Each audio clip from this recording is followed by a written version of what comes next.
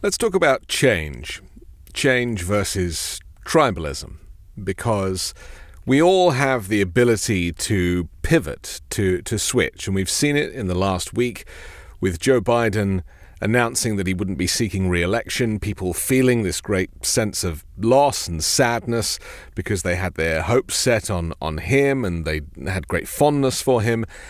And then with Kamala Harris rising like a phoenix and Joe Biden endorsing her and Nancy Pelosi endorsing her and Hillary Clinton, Hakeem Jeffries, and everybody coming out and lending their support, suddenly there was this ability for all of us to change and to suddenly realize that actually maybe something that we hadn't considered or something that we weren't really into is actually a far better choice.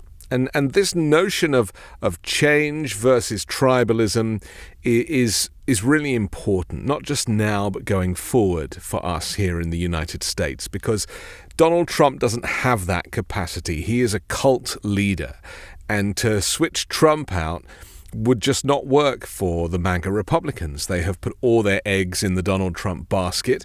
They are open to a convicted felon, to a sexual abuser, to a fraudster being their de facto leader and their presidential candidate. And they've clearly made their peace with that. We might never understand how people who supposedly claimed to be of faith, of a Christian belief system, were allowing somebody who was so overtly misogynistic and hateful towards women. And of course, the Access Hollywood tape was the first example of that.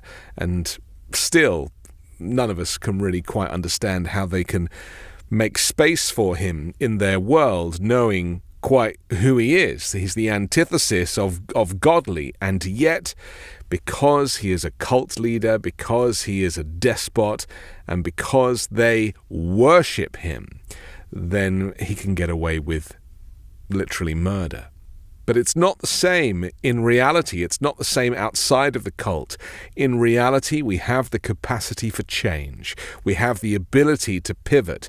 We should be able to change our minds. And that's something I want us to talk about, the idea that we may be voted a certain way, as I did. You know, I grew up as a kid. My parents were conservative.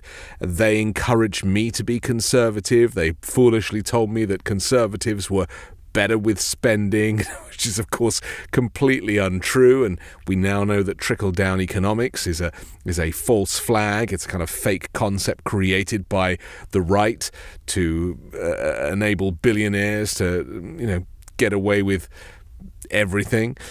But I've managed to convince my mum in recent years to see the world differently, and I was thrilled when she voted in the UK, admittedly, for Liberal Democrats and finally for the Labour Party in the most recent election. I mean, that is a pivot, that is a change, and she now speaks the language of somebody who is inclusive, who respects diversity, and also wants people to have full access to their rights. And, here in the United States, we are facing an existential crisis in terms of what we want America to look like. And Donald Trump has made it absolutely clear that Project 2025 or Agenda 47 or whatever you want to choose to call it are his policies.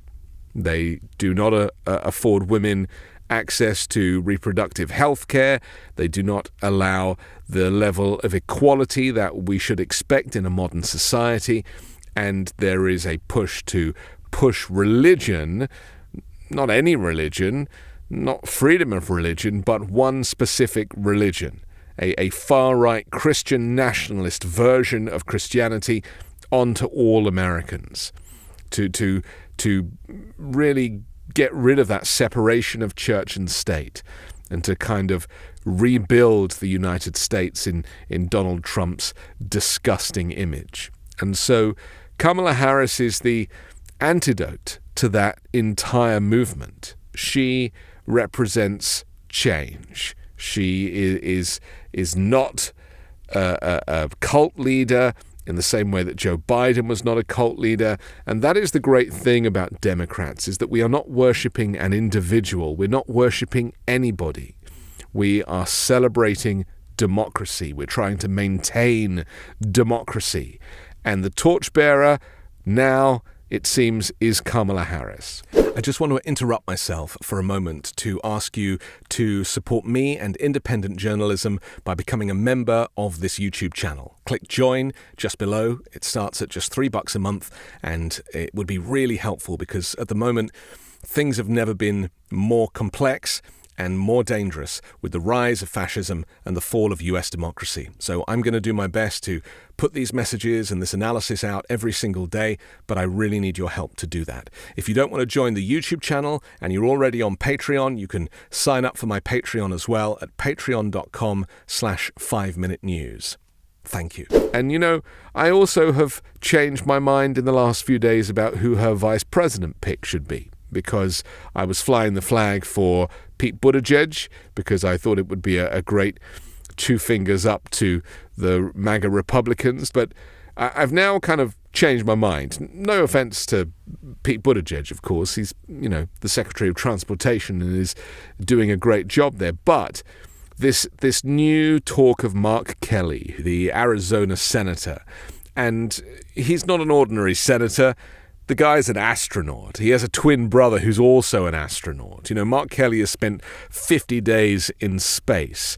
He's also a war veteran. He is decorated. And he is, of course, married to the former U.S. Representative Gabrielle Giffords of Arizona. They met on a U.S.-China trade mission in 2003. They were married in 2007. And at the time of their wedding, Kelly was still an astronaut and Giffords was a freshman in Congress.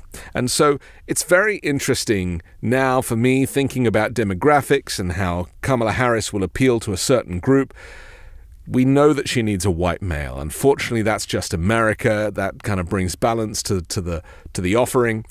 But maybe a military veteran and an astronaut who is a white, serious man, a moderate, but someone who does a lot of work on gun reform and gun safety legislation, is actually a very good pick to stand alongside Kamala Harris. So, again, change. Having our minds open to different concepts, to different ideas, allowing this exchange of thoughts and not being closed to different thinking. And really that is a celebration of democracy, where you are able to change your mind, where you are open to an alternative viewpoint. And I feel that Kamala Harris, just in the last few days, has really energized not just the campaign, obviously, but energized half the nation, possibly more. And what I would be keen to see is this concept that you change, something that we open the door to Republicans for and say, look, you are welcome. This is not compartmentalized politics. It's not them against us against them. If you are somebody who is tired of the same old negativity of Donald Trump claiming that America is a failed state when it isn't, if you are somebody who as a female feels like you have been ignored or that your rights have been taken away because Republicans need abortions too, then join Kamala Harris. I really don't want Kamala Harris to just be seen as somebody who is a good fit for a new democratic movement. She is a good fit for all Americans.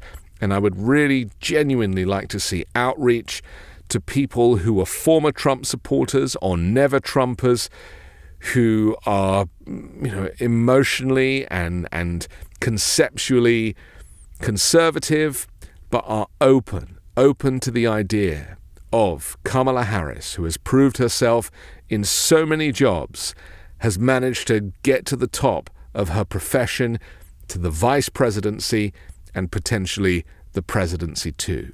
So it's a lesson to all of us to be open and to consider the concept of change and consequently of unity. I'm Anthony Davis. You can see me on the 5 Minute News YouTube channel and podcast. Catch me on Wednesdays co-hosting Uncovered and on Sunday on The Weekend Show with Midas Touch.